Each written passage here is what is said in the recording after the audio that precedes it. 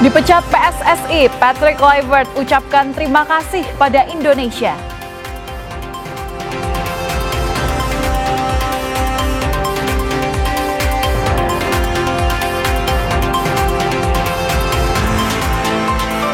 Presiden Prabowo Subianto mengungkapkan MBG bisa mencetak 1,5 juta lapangan pekerjaan. Prabowo yakin target pertumbuhan ekonomi 8% dapat tercapai.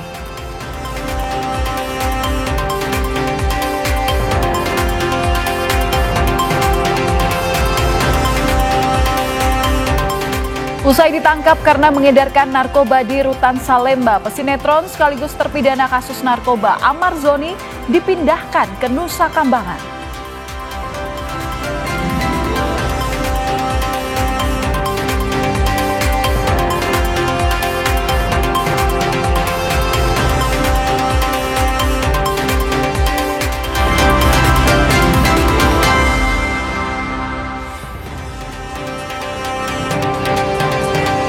Halo saudara, selamat malam. Selain 3 berita utama tadi, kami juga memiliki sejumlah informasi menarik lainnya yang patut Anda simak hari ini di Kompas Malam, edisi Kamis 16 Oktober 2025 bersama saya Valentina Sitorus.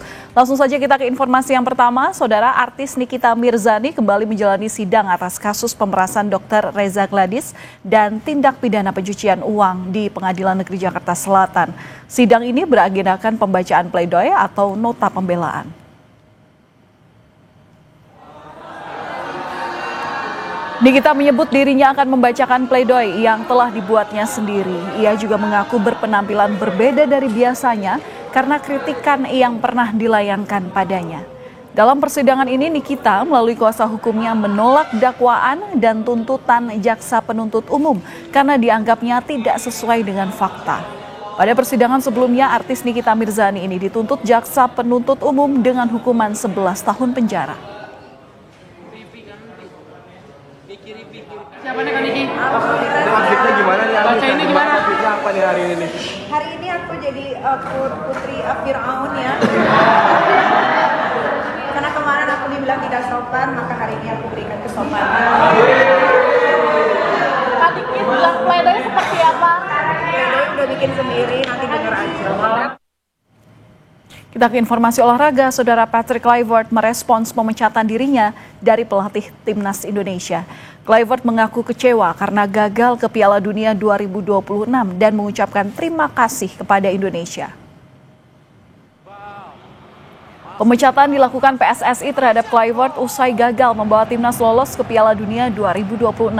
Skuad Garuda tersingkir setelah kalah dari Arab Saudi 2-3 dan Irak 0-1 di putaran keempat babak kualifikasi Grup B pada Oktober ini. Kabar pemecatan Kluivert dan tim kepelatihan ini diumumkan PSSI pada hari Kamis pagi. Pelatih asal Belanda ini langsung merespons terkait pemecatan dirinya.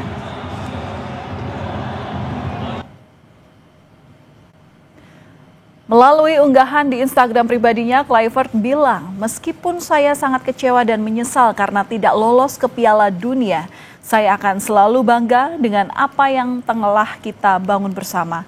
Saya ingin berterima kasih kepada para penggemar, para pemain, staf saya, dan Bapak Erick Thohir atas perjalanan yang tak terlupakan ini.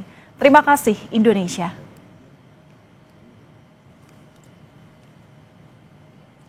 PSSI resmi mengakhiri kerjasama dengan pelatih Timnas Indonesia Patrick Kluivert. Keputusan ini menuai tanggapan dari masyarakat penikmat sepak bola. Lantas, siapa yang cocok menggantikannya? Ya udah ya, mungkin itu keputusan yang terbaik. Karena jujur sebagai warga Indonesia emang aku lebih suka Sintayong daripada yang itu. Itu sebuah keputusan yang sebenarnya cukup tepat karena diambilnya Patrick Kluivert kan itu tentunya kita semua berharap hasil yang maksimal tentunya. Nah, tapi pada kenyataannya hasilnya tidak sesuai dengan harapan kita sebagai masyarakat Indonesia. Yang cocok untuk gantiin, dengar rumor ada siapa? Yang dari Spanyol ya? Yang cocok balik lagi ke Sintayong. menurut aku balik lagi ke Sintayong kayaknya itu cukup keputusan yang tepat kalau bisa balik lagi ke Sintayong. Keputusan pemecatan Patrick Kluivert diambil setelah timnas mencatat hasil negatif di posisi juru kunci grup B pada putaran keempat kualifikasi Piala Dunia. Di akun media sosial Instagram Kompas TV mengajak warganet untuk memberi pendapat soal siapa sosok yang potensial menggantikan Kluivert di kepelatihan timnas Indonesia.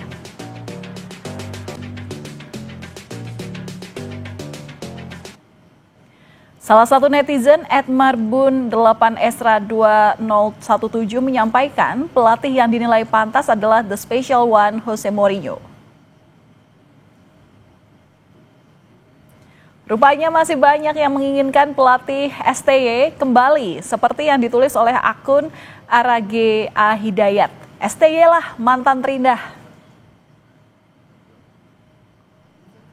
Tanggapan lainnya juga disampaikan akun @major_Samuel yang mengatakan kembalikan Sinteyong atau jika PSSI mau pelatih baru dan berasal dari Belanda, rekrut dan perjuangkan kedatangan Louis van Gaal. Ada juga yang memberikan saran lain seperti yang ditulis akun @nasikalbuhoir107 yang menulis pelatih yang cocok untuk timnas menurutnya ada Zidane atau Pep Guardiola.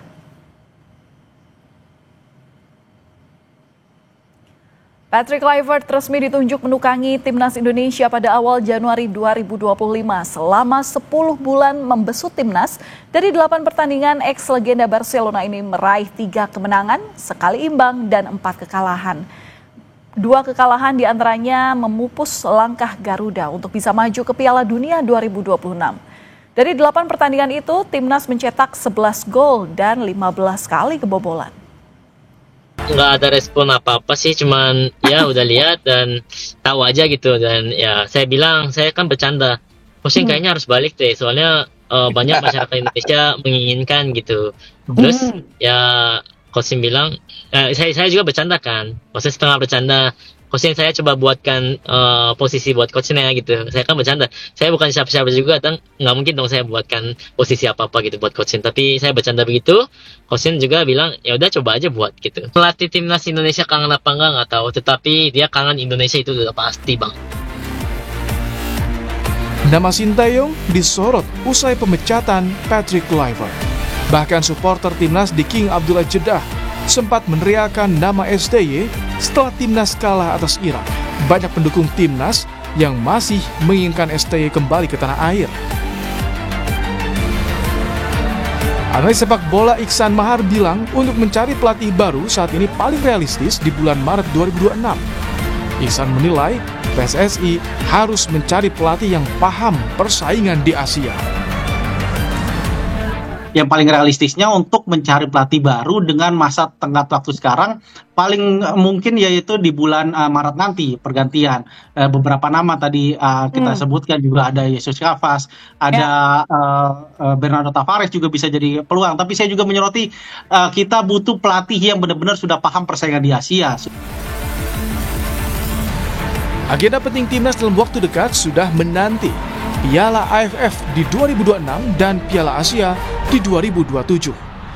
Penunjukan pelatih timnas harus segera dilakukan PSSI agar tak mengganggu persiapan. Kualifikasi pelatih juga tak boleh main-main. Jangan sampai kegagalan seperti menunjuk Kluivert untuk timnas Indonesia kembali terulang. Tim Liputan Kompas TV.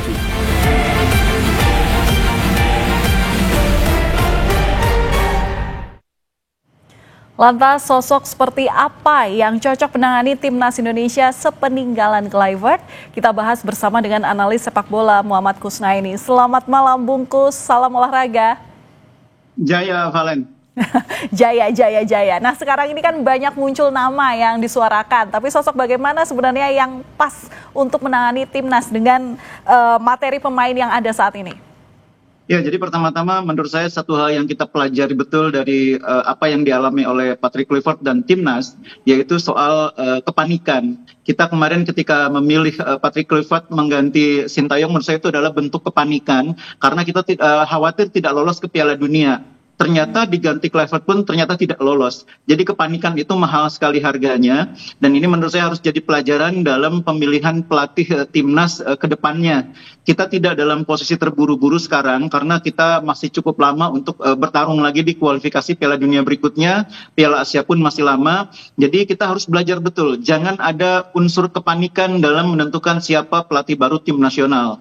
Jadi kalau bicara soal waktu, kita masih punya waktu yang cukup panjang. Kita punya kesempatan mungkin tidak 1-2 bulan, bahkan bisa 3-4 bulan untuk menentukan pelatih yang terbaik. Kita harus buka ruang selebar-lebarnya, kesempatan bagi sebanyak mungkin alternatif, supaya kita betul-betul dapat pelatih yang berkualitas ya.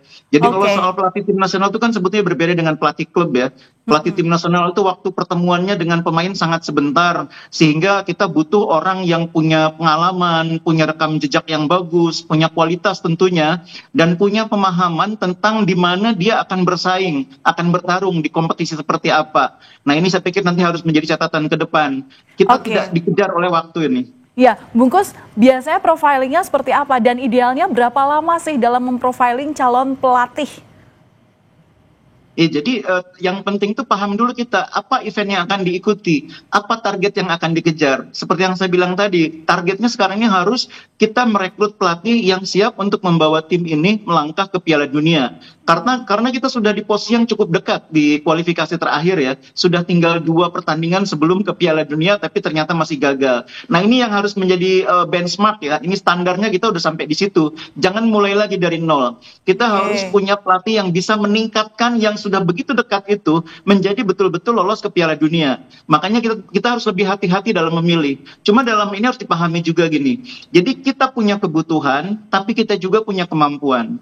Jadi kalau kita butuh pelatih yang berkualitas, mungkin kita bisa mengharapkan nama itu adalah Zidane. Cuma masalahnya Zidane mampu nggak kita menggajinya? Zidane itu kalau di pasaran itu kontraknya setahun itu 450 miliar. Mampu nggak kita mengontrak dia semahal itu? Kan itu persoalannya. Jadi ada soal kebutuhan, ada soal kemampuan. Itu harus ketemu titik temunya di mana.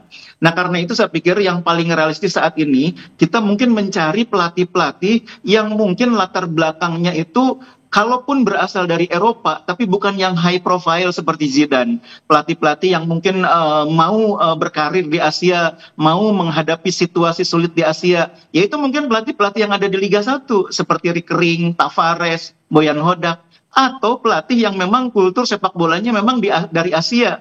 Karena mereka sudah tahu kultur sepak bola Indonesia, sudah pernah bertemu. Dan mereka juga sudah tahu siapa lawan-lawan yang akan dihadapi oleh Indonesia dalam persaingan menuju Piala Dunia atau menuju Piala Asia. Jadi itu saya pikir kita harus bisa realistis mempertemukan antara kebutuhan dengan kemampuan finansial kita juga. Nah, penentuan pelatih ini biasanya dibahas dengan Exco atau gimana? Sebelumnya. Oh iya, itu memang wilayahnya Exco ya. Walaupun peran ketua umum biasanya besar gitu ya, tapi Exco nanti yang akan memutuskan siapa yang akan menjadi pelatih timnas. Sebetulnya juga perlu mendengar suara direktur teknik ya. Karena kita kan punya direktur teknik, perlu mendengar juga masukan dari yang bersangkutan sebelum kita memilih pelatih yang definitif untuk Piala Dunia. Untuk tim nasional. Jadi kalau saya tetap berkali-kali mengatakan kita harus memilih pelatih tim nasional yang siap membawa Indonesia ke Piala Dunia. Jadi targetnya jangka menengah 4 tahun. Karena itu kita tidak perlu tergesa-gesa merasa tiba-tiba harus mencari pengganti Kluivert secepatnya. Tidak ada keharusan itu.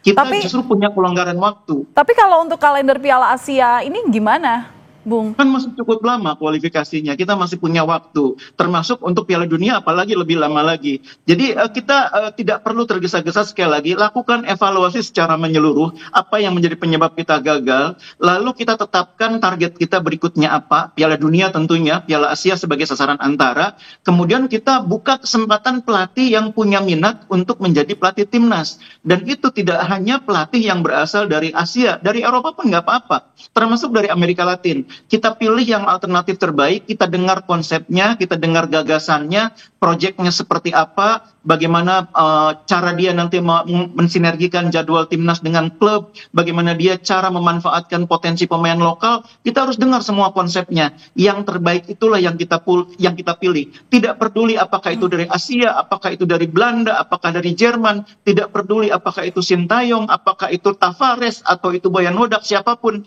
Yang terbaik konsepnya, gagasannya, yang pas ketemu antara kebutuhan dan harga, itulah yang kita pilih. Oke, bungkus. Tapi kalau misalnya kita mundur ke belakang, Anda membaca pemecatan Patrick Kluivert ini sebenarnya seperti apa? Apakah memang ini menjawab dari desakan netizen masyarakat Indonesia, atau ada apa ya?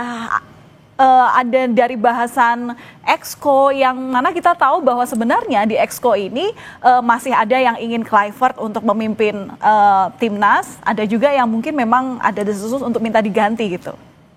Kalau saya seperti yang sampaikan di awal, saya membaca itu sebagai bentuk kepanikan. Kita ketakutan tidak lolos ke Piala Dunia, padahal kita sangat berharap lolos ke Piala Dunia. Lalu kita berteori bahwa kalau pelatihnya bisa berkomunikasi lebih baik, kalau pelatihnya bisa dihormati di ruang ganti, tim akan bisa lebih berprestasi. Oh, maksudnya adalah pemecatan ini bungkus, bukan ketika kita merekrut Patrick Kluivert, tapi dengan pemecatan ini. Apa yang Anda baca? Apakah memang PSSI kalau saya melihat pemecatan Kluivert itu memang konsekuensi karena target yang ditetapkan tidak tercapai. Pelatih kalau target tidak tercapai, konsekuensinya memang harus menyerahkan kesempatan kepada pelatih lain. Idealnya bahkan pelatih itu mengundurkan diri karena tidak mencapai target. Tapi kan sudah terjadi, diberhentikan atas kesepakatan bersama. Kalau saya melihat ini memang sesuatu yang tidak bisa dihindari. Target tidak tercapai. Apalagi jangan lupa loh, selain target tidak tercapai, keinginan pelatih hampir semuanya dipenuhi. Staf yang diinginkan dari berbagai nama yang diajukan disetujui oleh federasi. Pemain-pemain yang diinginkan untuk memperkuat tim, pemain belakang, pemain depan, penjaga gawang, kan semua dipenuhi. Ada Odero, ada Joey Pelupesi, Dean James, Miliano Jonathan, Ole Romeni. Itu kan pemain-pemain yang semua didatangkan pada era Kluivert untuk memperkuat tim ini, sehingga tim sekarang itu sebetulnya jauh lebih kuat dibanding tim yang main di awal putaran kedua dan putaran ketiga. Iya, bungkus. Tapi kalau melihat federasinya, ini perlu ada perombakan nggak, singkat saja? Saya kira terlalu jauh kalau kita menghubungkan dengan itu ya. Mungkin menurut saya nanti kita akan bias dalam memahami situasi itu kalau kita hubungkan dengan federasi. Kita bicara soal tim nasionalnya aja dulu. Baik, oke, terima kasih atas analisis Anda, analis sepak bola Bung Muhammad Kusnaini. Terima kasih sudah berbagi insight-nya di Kompas Malam Kompas TV. Salam olahraga, sampai ketemu lain waktu. Dan saudara, kami masih akan kembali usai jeda dengan informasi mengenai usai ditangkap karena mengedarkan narkoba di Rutan Salemba. Pesinetron sekaligus terpidana kasus narkoba Ahmad Zoni dipindahkan ke Nusa Kambangan.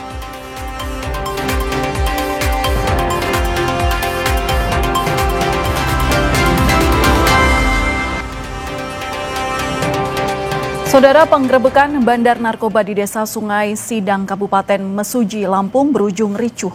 Polisi yang datang untuk menangkap pelaku dihadang keluarga dan warga sekitar.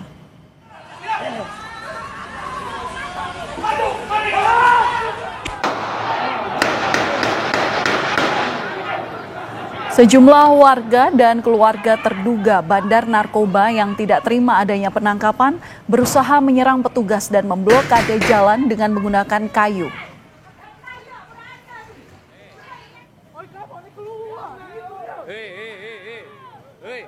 Polisi terpaksa melepaskan tembakan peringatan untuk membubarkan kerumunan. Aksi perlawanan warga ini dipicu saat polisi akan menangkap seorang bandar narkoba di rumahnya. Dan meski mendapat perlawanan, namun akhirnya pelaku dapat ditangkap beserta barang bukti sebesar 1 paket sabu siap edar. Perlawanan dari warga dan keluarga dari tersangka yang kita amankan, inisialnya R. Dari warga dan keluarga tersebut menghadang jalan dengan memberikan balok, kayu-kayu balok itu, sama ada batu-batu, sama ada sedikit perlawanan, yaitu melakukan pemukulan, menghadangkan badan, intinya tidak memberikan jalan untuk aparat kepolisian melakukan penegakan hukum untuk kembali ke kantor. Yang diamankan? Yang diamankan ada 1 orang, inisialnya R. Usai ditangkap karena mengedarkan narkoba dari dalam Rutan Salemba, pesinetron sekaligus terpidana kasus narkoba Ahmad Zoni dipindahkan ke Lapas Nusa Kambangan, Cilacap, Jawa Tengah dengan pengamanan super ketat. Minta maaf kepada masyarakat semuanya yang sudah kecewa sama saya. Gara-gara terjerumus di lembah hitam narkotika, nasib sinetron Ahmad Zoni berubah drastis. Tak ada lagi gemerlap panggung hiburan, semua berganti dengan dinginnya jeruji besi di Pulau Nusa Kambangan. Dengan kondisi mata tertutup, Amar dan 5 terpidana lain dibawa ke Nusa Kambangan. Karena masuk dalam kategori tahanan berisiko tinggi, Amar akan ditempatkan di lapas dengan pengamanan super ketat. Untuk Amar Zoni masuk dalam kategori high risk. Beberapa pelanggaran kasus narkoba yang sudah dilakukan yang sekarang juga masih dalam proses hukum dan terus berjalan. Jadi tidak pandang bulu, siapapun itu terbukti melakukan pelanggaran narkoba khususnya, maka salah satu treatment yang diberikan adalah pemindahan ke lapas super maksimum Nusa Kambangan. Bolak-balik masuk jeruji besi tak membuat mantan pesinetron Amar Zoni kapok berurusan dengan narkotika. Dari yang semula sebagai pengguna, kini Amar Zoni terlibat pusaran peredaran narkoba dalam rutan Salemba. Amar berperan sebagai penampung narkotika untuk diedarkan dalam rutan. Bisnis gelap Amar Zoni terbongkar setelah pihak rutan Salemba menggeledah kamar Amar Zoni pada 3 Januari 2025. Hasilnya ditemukan 2 paket narkoba jenis sabu seberat 17,61 gram dan 24,84 gram ganja. Mengindikasi ada gerak-gerik mencurigakan pada tersangka atas nama AS. Nah, kemudian petugas kami mendekati, kemudian melakukan penggeledahan. Seperti SOP seperti itu, kita geledah dulu badannya, dan alhamdulillah diketemukan narkoba tersebut. Akibat kasus ini, Amar Zoni dan jaringan yang diduga terlibat terancam hukuman penjara seumur hidup. Tim Liputan, Kompas TV.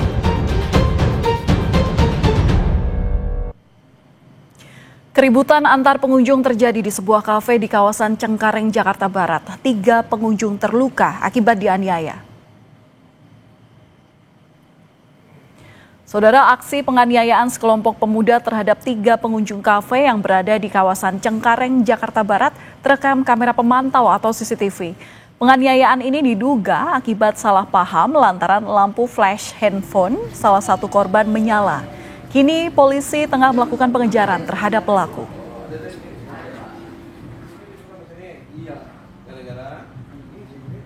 Tamu tersebut selisih paham masalah handphone. Jadi awalnya dikira handphone itu nyala flashnya, dikira memvideokan, ditegur, saling tegur, akhirnya cekcok dan terjadi pemukulan.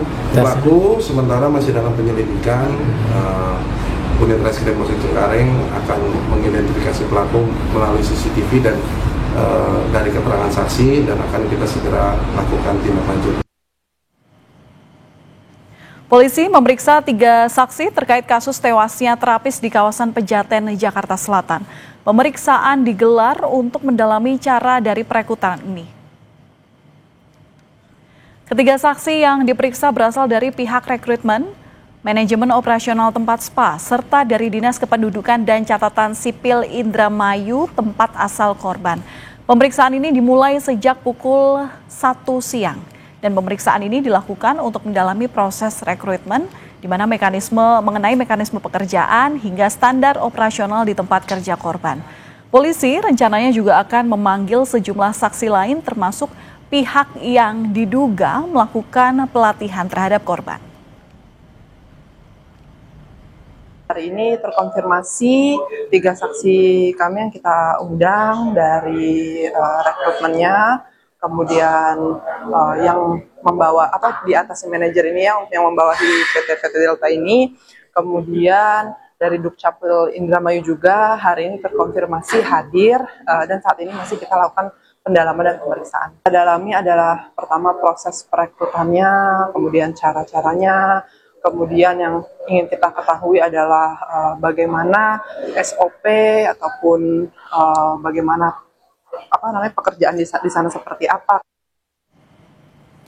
Saudara, semburan air disertai lumpur setinggi 1 meter gegerkan warga di kawasan Jembatan 10, Rawalumbu, Kota Bekasi, Jawa Barat.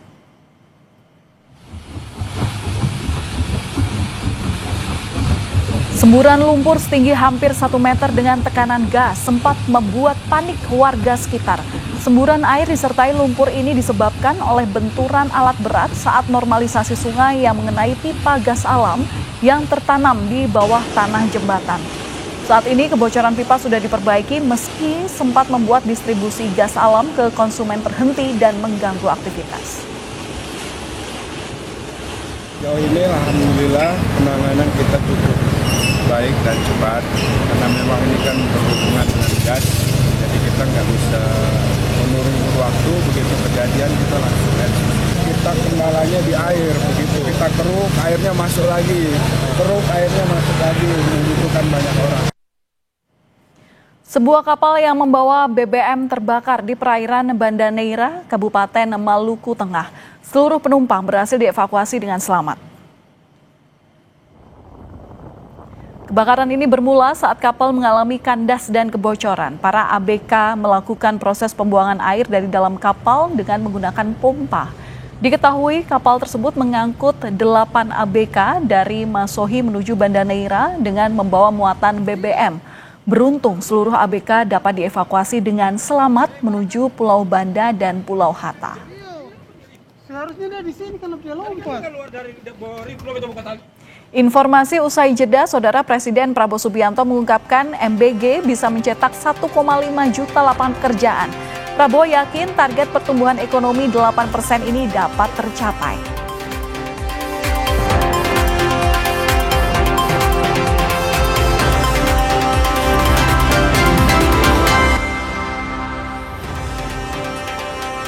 Terima kasih Anda masih bersama kami di Kompas Malam, Saudara. Menteri Keuangan Purbaya Yudi Sadewa memprediksi pertumbuhan ekonomi kuartal 4 tahun 2025 bisa tembus di atas 5,5%.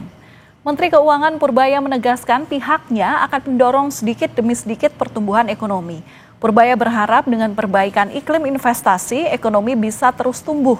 Pertumbuhan ekonomi ini akan terus dikebut sehingga di akhir pemerintahan bisa mendekati 8%.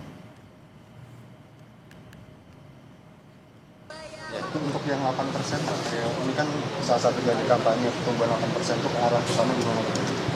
Kan nggak mungkin tahun depan kan, nggak mungkin dalam 1 tahun. Saya pikir sih pelan-pelan kita akan bergerak makin cepat kan. Kemarin kan terjebak di 5%.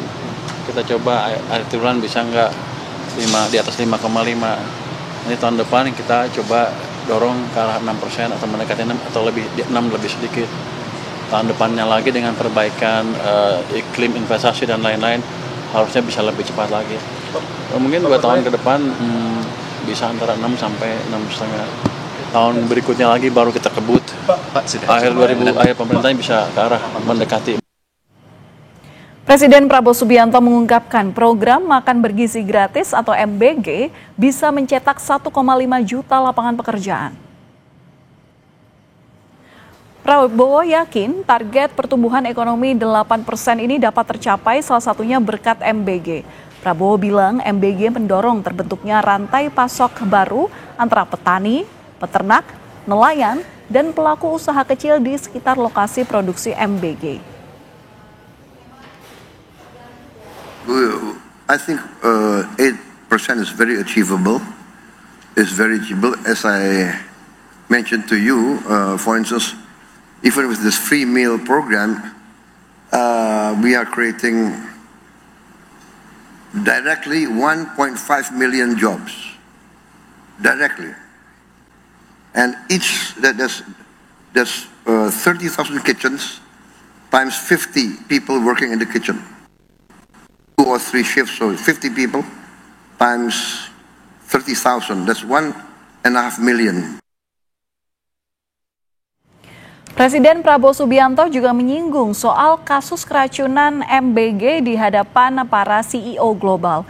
Prabowo bilang 1 insiden keracunan makan bergizi gratis tidak dapat diterima. Prabowo mengakui soal keracunan MBG yang dialami siswa, meski jumlah kasusnya masih di bawah 1% dibandingkan paket makanan yang disalurkan. Presiden Prabowo akan memperketat SOP program MBG untuk mencegah insiden keracunan ini terulang.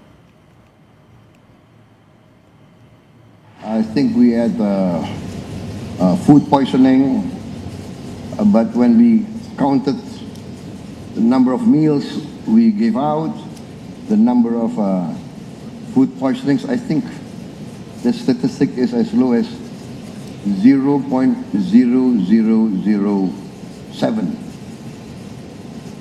which I think is not, I mean, even one poisoning is not acceptable. But I think in any human endeavor to have a zero defect or zero accident or zero mistake, I think is very rare in human endeavor.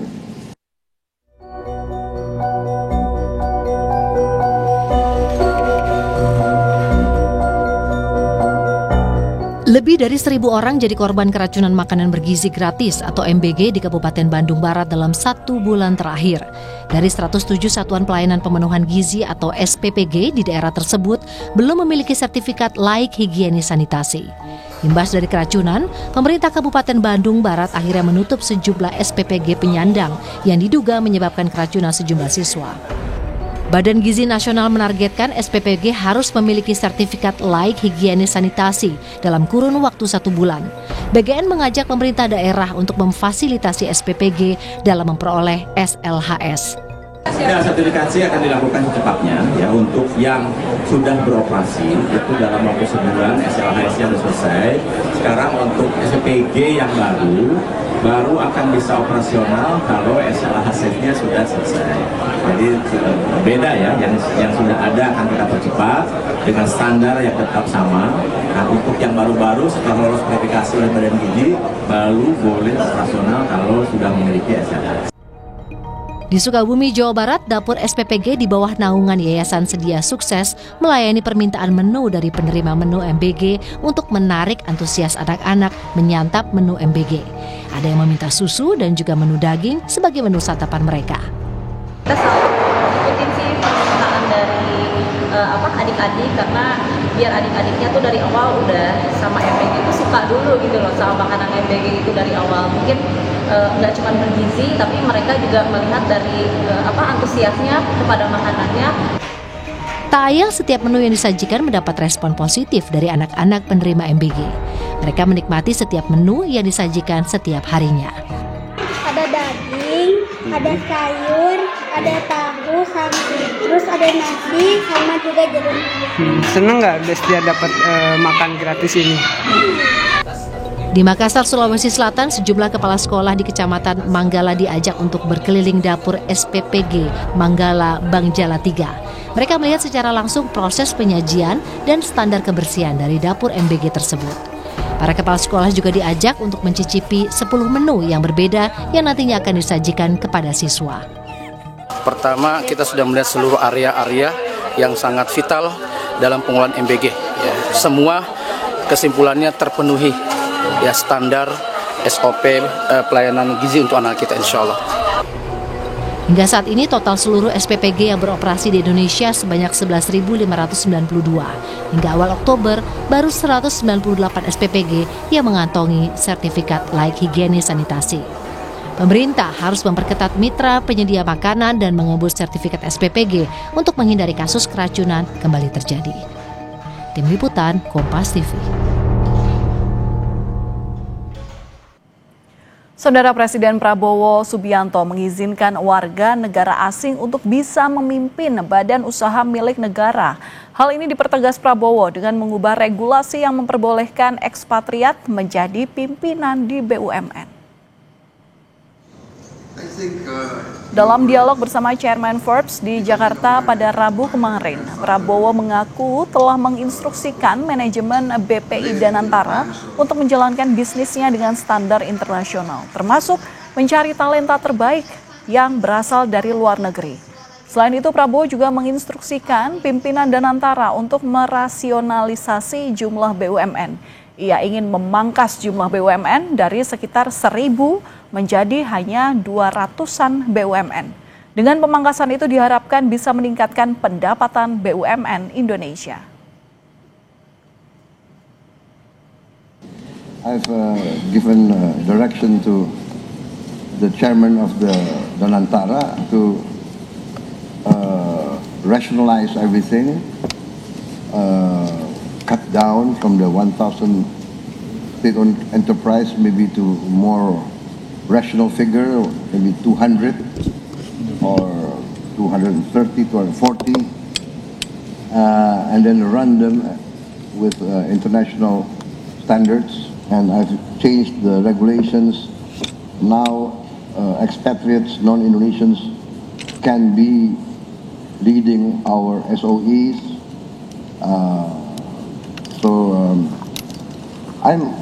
I'm very excited.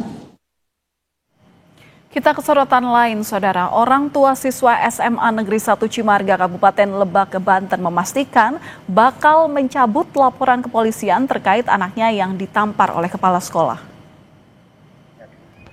Kuasa hukum orang tua siswa Resti Komalawati menegaskan kedua belah pihak sepakat untuk menyelesaikan permasalahan ini secara musyawarah.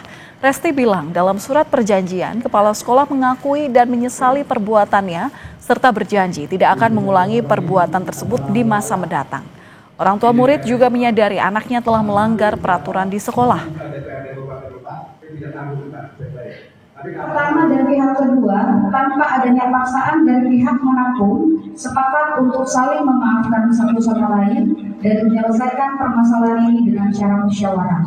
Pihak kedua meminta kepada pihak pertama agar dapat menjamin kondusivitas belajar anak di sekolah, menciptakan lingkungan yang aman, nyaman, serta tidak ada yang membuli, mengintimidasi, memprovokasi, dan melakukan perbuatan-perbuatan yang mengakibatkan rusaknya mental anak. Saudara, kami masih akan kembali usai jeda dengan informasi mengenai ratusan truk kebantuan untuk warga Gaza mulai masuk ke perbatasan Rafah melalui Mesir.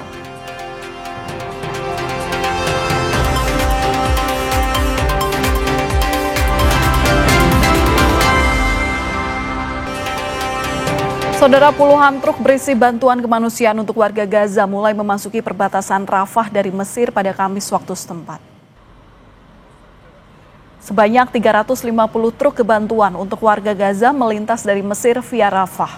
Truk yang masuk ke wilayah Gaza ini harus diperiksa militer Israel sebelum diizinkan masuk ke Gaza. Selain pembebasan sandera dan tawanan, gencatan senjata antara Hamas dan Israel juga mencakup kesepakatan untuk membuka jalur bantuan ke Gaza via Mesir dan Rafah. Sementara itu, sejumlah warga Gaza yang kembali ke rumah harus menelan kenyataan pahit menyaksikan kehancuran. Warga Gaza mulai menata hidup di tengah keterbatasan dengan mendirikan tenda di atas reruntuhan rumah sambil mengumpulkan barang-barang tersisa.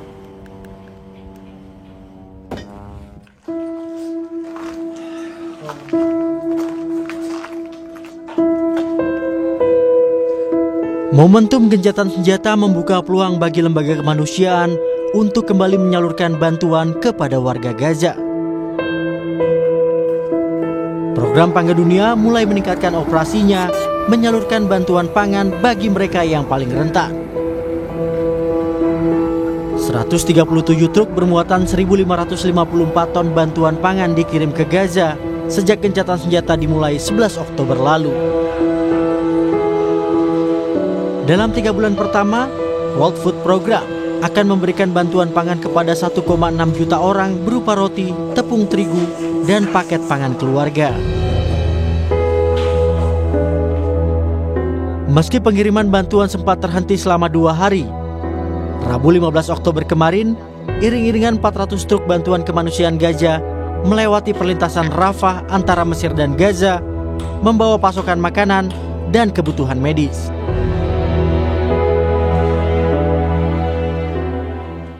With the ceasefire now taking effect, the World Food Program is now scaling up humanitarian aid rapidly. Our goal is simple.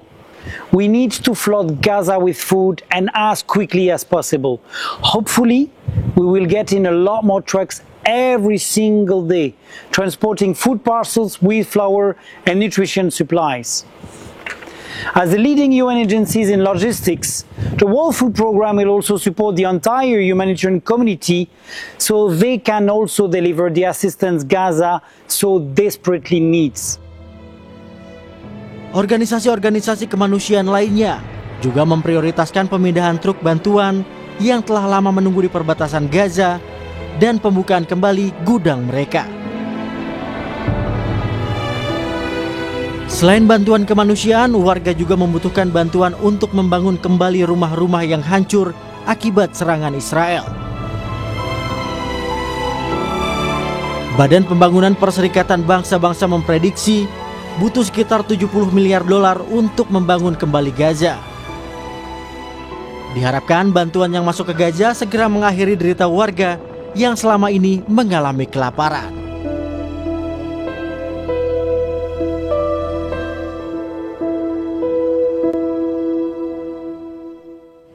Usai dipecat PSSI, Kluivert mengaku kecewa karena gagal ke Piala Dunia 2026 dan mengucapkan terima kasih pada Indonesia. Informasi ini kami hadirkan usai jeda.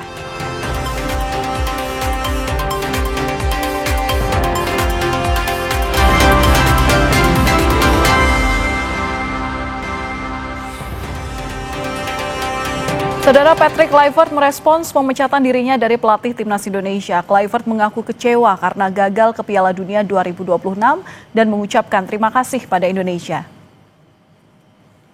Pemecatan dilakukan PSSI terhadap Kluivert usai gagal membawa Timnas lolos ke Piala Dunia 2026. Skuad Garuda ini tersingkir karena kalah dari Arab Saudi 2-3 dan Irak 0-1 di putaran keempat babak kualifikasi Grup B pada Oktober ini. Kabar pemecatan Kluivert dan tim kepelatihan ini diumumkan PSSI pada hari Kamis pagi. Pelatih asal Belanda ini langsung merespons terkait pemecatan dirinya. Melalui unggahan di Instagram pribadi, Kluivert bilang, "Meskipun saya sangat kecewa dan menyesal karena tidak lolos ke Piala Dunia, saya akan selalu bangga dengan apa yang telah kita bangun bersama. Saya ingin berterima kasih kepada para penggemar, para pemain, staf saya, dan Bapak Erick Thohir atas perjalanan yang tak terlupakan ini. Terima kasih, Indonesia." Pemerintah menyambut baik keputusan PSSI memecat pelatih Timnas Patrick Kluivert. Menteri Sekretaris Negara Prasetyo Hadi menyebut pemecatan Kluivert menjadi bagian dari evaluasi besar terhadap PSSI karena gagal menembus Piala Dunia tahun 2026. Pemerintah berharap PSSI segera mencari pengganti Kluivert untuk mengisi kekosongan pelatih Timnas. Tentu akibat dari kemarin kita belum berhasil menembus ke Piala Dunia 2026, ya, dan itu bagian dari evaluasi. Pemerintah menyambut baik keputusan dari PSSI untuk memberhentikan pelatih Patrick Kluivert dan kemudian untuk sesegera mungkin bisa mencari penggantinya, karena bagaimanapun kita tidak boleh patah arang. Dan kami akhiri Kompas Malam sampai di sini. Jangan lupa untuk cukupi kebutuhan air mineral Anda setiap hari dan rasakan kesejukannya. Saya Valentina Sitorus pamit, terima kasih. Sampai jumpa.